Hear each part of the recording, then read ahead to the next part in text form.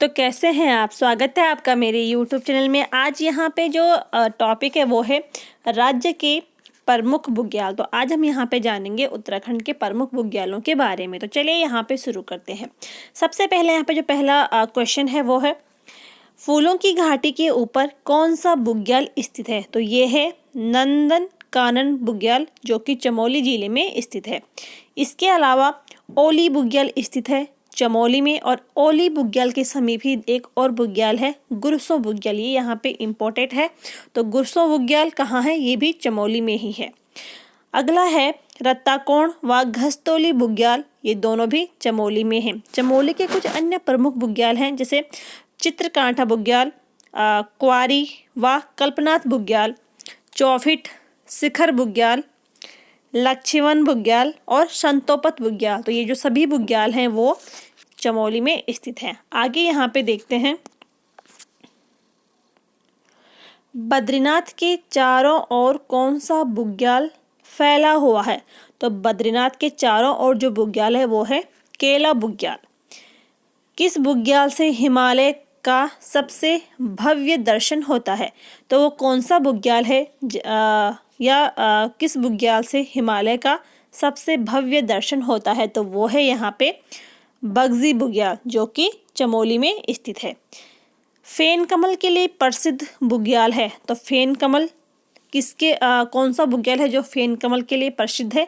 तो वो है रूपकुंड बुग्याल, जो कि चमोली में स्थित है। तो रूपकुंड बुग्याल फेन कमल के लिए प्रसिद्ध है। उत्तराखंड का जो सबसे बड़ा बुग्याल है वो है वेदनी बुग्याल, जो कि चमोली में स्थित है, और माना जाता है कि यहाँ पे वेदों की रचना की गई थी। आगे यहाँ पे देखते हैं, केदारकांठा बुग्याल किस जनपद में स्थित है? तो ये उत्तरकाशी जनपद में स्थित है केदारकांठा बुग्याल। उत्तरकाशी के कुछ अन्य बुग्याल हैं, जैसे मानेक बुग्याल, हरकादून बुग्याल, सोनगाड बुग्याल। तो ये जो सभी बुग्याल हैं ये उत्तरकाशी में स्थित हैं। अगला है, यमुनोत्री के निकट कौन सा बुग्याल है? तो यमुनोत्री के जो निकट बुग्याल है वो है देवदामनी बुग्याल। चलिए यहाँ पे आगे देखते हैं,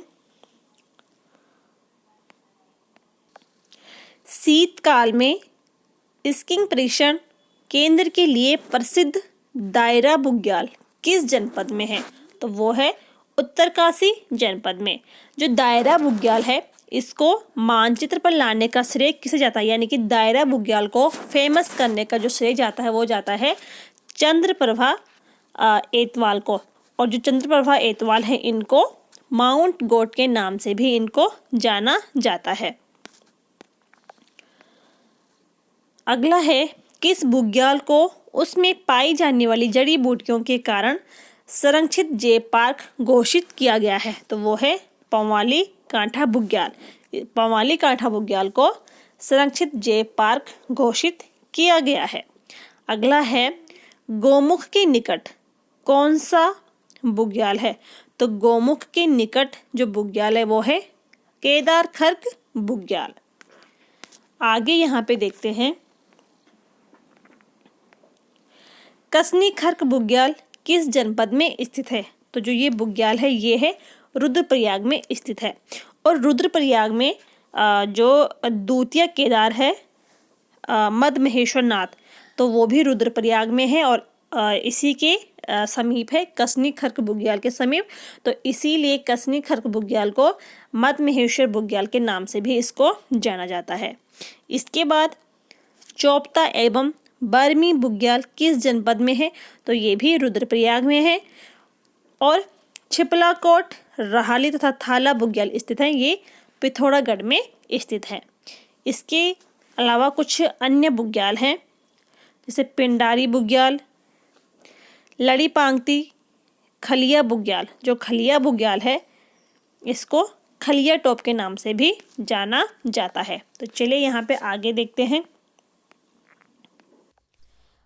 अली बुग्याल किन जनपदों में स्थित है? तो जो अली बुग्याल है ये 2 जनपदों में स्थित है, चमोली और रुद्रप्रयाग में।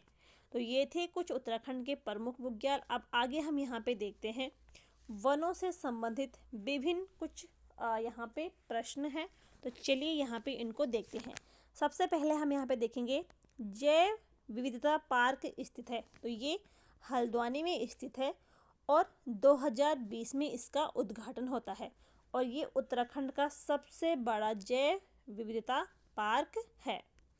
आगे हम यहाँ पे देखते हैं देश का पहला लाइकेन पार्क कहाँ है, तो ये है मुनस्यारी में और 2020 में ये बना था। अगला है सिमतोला इको पार्क, ये अल्मोड़ा में है और 2010 में ये बना था। जीवी पंत राष्ट्रीय हिमालय पर्यावरण संस्थान कहाँ है, तो ये है अल्मोड़ा के कोशी में है और जीवी पंत की जो स्थापना होती है 1988 में। अगला क्वेश्चन है हिमालय पर्यावरण अध्ययन और संरक्षण संगठन यानी कि हिस्को की स्थापना कब होती है, तो ये होती है 1979 में, 1979 में इसकी स्थापना होती है और हिस्को के जो संस्थापक थे वो है अनिल प्रकार जोशी और ये देहरादून में स्थित है।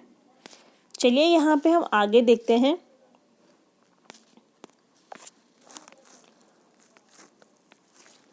राज्य प्रदूषण नियंत्रण बोर्ड कब बनाया गया, तो ये 2002 में बनाया गया है और राज्य प्रदूषण बोर्ड के 4 क्षेत्रीय कार्यालय हैं। पहला है यहाँ पे रुड़की में, देहरादून, काशीपुर और हल्द्वानी में। तो राज्य प्रदूषण बोर्ड के जो 4 क्षेत्रीय कार्यालय उत्तराखंड में है, रुड़की, देहरादून, काशीपुर और हल्द्वानी में। आगे हम यहाँ पे देखते हैं भारत के प्रथम वन महानिरीक्षक, तो वो है डॉक्टर डीट्रिच ब्रेंडिस और 1865 में इन्होंने वन अधिनियम इनके ही शासन में 1865 में ये वन अधिनियम लाया गया था और ये भारत के प्रथम वन महानिरीक्षक थे।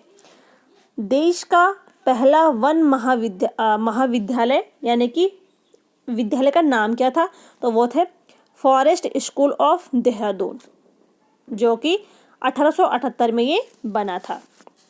इसके बाद इसका नाम बदला गया और नाम इसका रखा गया इंपीरियल फॉरेस्ट स्कूल, इसका नाम रखा गया 1884 में। इसके बाद दोबारा से इसका नाम बदला गया और इंपीरियल फॉरेस्ट रिसर्च इंस्टीट्यूट इसका नाम रखा गया। इससे पहले ये फॉरेस्ट स्कूल था, लेकिन इसके बाद 1884 के बाद इसका नाम दोबारा से बदला गया, इंपीरियल फॉरेस्ट रिसर्च इंस्टीट्यूट रखा गया और ये 1906 में रखा गया। यानी कि जो सबसे पहले देश का पहला वन महाविद्यालय था वो था फॉरेस्ट स्कूल ऑफ देहरादून 1878 में। इसके बाद इसका नाम बदला गया, इंपीरियल फॉरेस्ट स्कूल इसका नाम रखा गया 1884 में और उसके बाद दोबारा से इसका नाम बदला गया, इंपीरियल फॉरेस्ट रिसर्च इंस्टीट्यूट किया गया और ये कब किया गया था, 1906 में। और ये देहरादून में है। यानी कि FRI की स्थापना कब होती है, तो FRI की स्थापना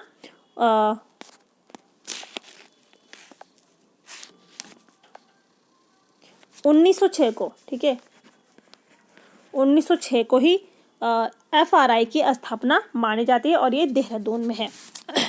और 2006 में इसने अपने 100 वर्ष पूरे किए हैं। इसके अलावा इसे डीम्ड विश्वविद्यालय का दर्जा भी मिला है, तो वो कब मिला है, वो मिला है 1991 में। इंपीरियल फॉरेस्ट रिसर्च इंस्टीट्यूट ये बना 1906 में और देहरादून में, यानी कि FRI, ठीक है। और इसे डीम्ड विश्वविद्यालय का जो दर्जा मिला है वो 1991 में मिला है।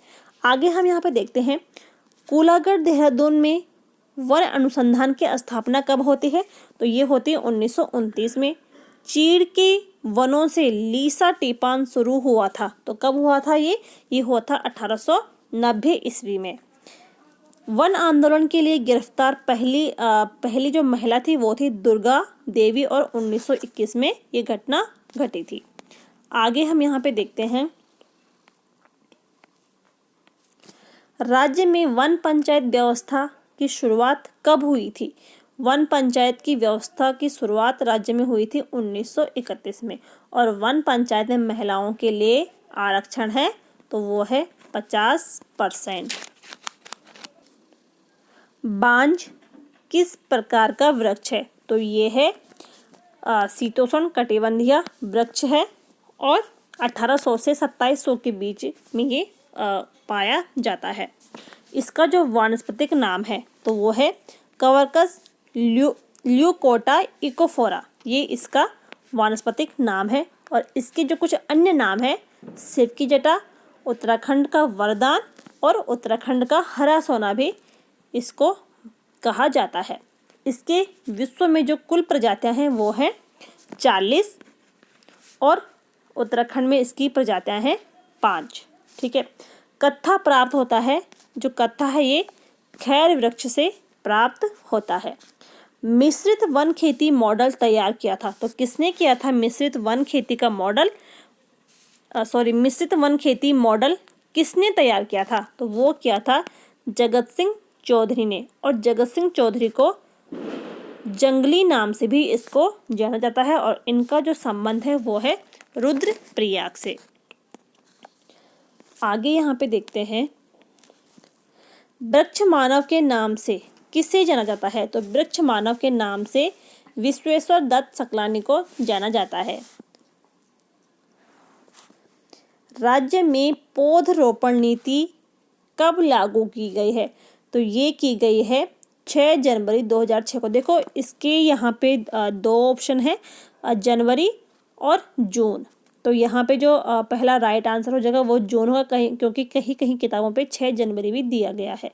तो राज्य में पौधरोपण नीति कब लागू की गई थी? तो 6 जून या 6 जनवरी 2006 को ये लागू की गई थी।